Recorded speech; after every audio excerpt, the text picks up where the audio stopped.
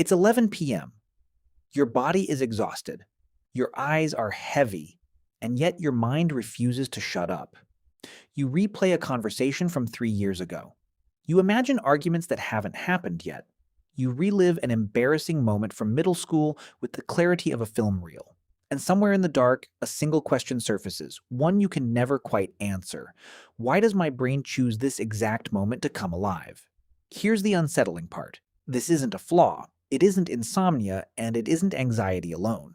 What's happening to you in those final waking minutes is one of the strangest, most ancient mechanisms in the human brain, and almost nobody understands what it's actually doing to you. By the end of this, you'll understand why your mind turns into a courtroom the moment the lights go out, why this gets worse the more successful and busy your life becomes, and why this nightly ritual of mental chaos might be the last honest conversation you have with yourself all day. Let's go back to the body for a second. During the day, your brain is under siege. Every notification, every conversation, every flicker of a screen demands a sliver of your attention. Neuroscientists call this directed attention, and it's expensive. It burns through mental energy the way sprinting burns through oxygen. Your brain spends all day suppressing thoughts that aren't useful in the moment, the things that don't matter right now, the doubts, the worries, the half-formed feelings you don't have time to process. But here's the catch. Suppressed doesn't mean gone. Every unprocessed thought you push aside during the day doesn't disappear. It waits. It accumulates somewhere just beneath conscious awareness, like sediment settling at the bottom of a river. And then night comes.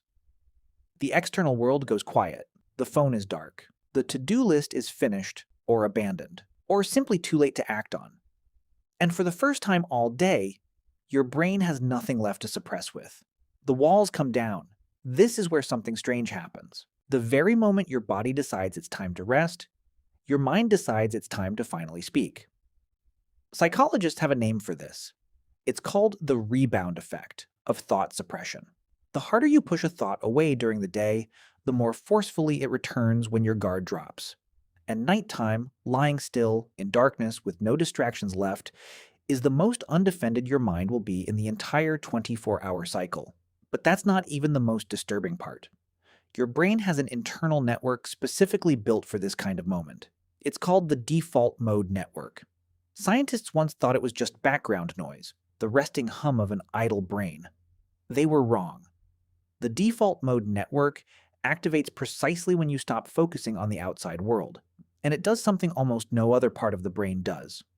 It turns inward. It begins constructing a narrative about who you are. It replays your past, it rehearses your future, it builds a kind of internal autobiography, stitching together your regrets, your fears, your unresolved conversations, your identity, and it does this most intensely in the quiet, liminal moments before sleep, precisely because that's when there's nothing left to compete with it. You're not malfunctioning at night, you're being interrogated by the most honest part of your own mind. And here's where it gets darker.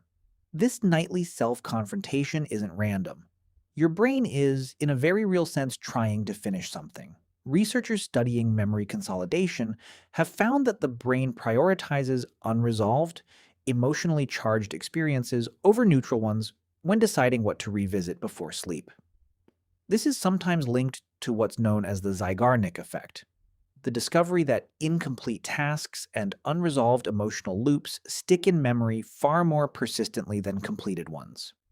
An argument you walked away from without saying what you meant. A decision you haven't made. A version of yourself you haven't become yet. These are the threads your brain refuses to let go of because as far as your nervous system is concerned, an unfinished story is a threat. Somewhere deep in the architecture of your mind, unresolved means unsafe. So your brain does the only thing it knows how to do with unprocessed threat. It simulates, over and over, different outcomes, different conversations, different versions of you that made the right choice, said the better thing, didn't freeze, didn't fail. This is why you don't just remember the embarrassing moment. You relive it, rewrite it, replay it with a better ending that never actually happened. But why does this intensify the moment you lie down? Why not during a quiet afternoon? Because of a hormone you've never been taught to fear, cortisol. Most people think of cortisol as the stress hormone that spikes when something bad happens. But cortisol follows a daily rhythm, and under chronic modern stress, that rhythm gets distorted. For many people living high pressure, overstimulated lives, cortisol doesn't drop in the evening like it's supposed to. It lingers. Sometimes it even rises right as the body is trying to power down for sleep. This means that at the exact moment your body needs calm, your nervous system is still flooded with the chemical signature of threat. Your heart rate is slightly elevated. Your muscles are subtly tense. Your brain is primed for vigilance, not rest. And vigilance, by definition, means scanning for danger. So, what does an exhausted, cortisol soaked brain searching for danger find in the silence of your bedroom? Nothing external, no tigers, no deadlines. So, it turns the search inward and it finds you, your mistakes, your fears, your unfinished business. Because in the absence of real threats, the mind manufactures psychological ones. This is the part almost nobody talks about. The racing thoughts you experience before sleep are not a glitch in your biology. They are your nervous system, still running threat detection software with nowhere left to point it except at your own identity. And there's a deeper layer beneath even that. Throughout the day, you are performing, not necessarily lying, but curating. You speak the version of yourself that fits the meeting, the friendship, the family dinner, the relationship. This isn't deception, it's simply how social cognition works. Every human filters themselves to belong. But at night, that performance has nowhere left to go. There's no audience, no mirror except your own thoughts. And for many people, this is the only moment in 24 hours when the constructed self goes quiet long enough for the unconstructed self to speak. This is why the thoughts that arrive before sleep often feel more raw, more true, more uncomfortable than anything you'd say out loud during the day. It's not that your mind is malfunctioning, it's that, for a few unguarded minutes, you are finally listening to the parts of yourself you spent all day silencing. That's a strange kind of intimacy, isn't it? The most honest conversation you have all day might be the one happening in the dark, alone, with no one but your own mind as a witness. But here's where the psychological reframe becomes almost philosophical. What if those racing thoughts aren't your enemy? What if the discomfort of lying awake replaying your life isn't a failure of your mind, but evidence that it's still trying to make sense of who you are?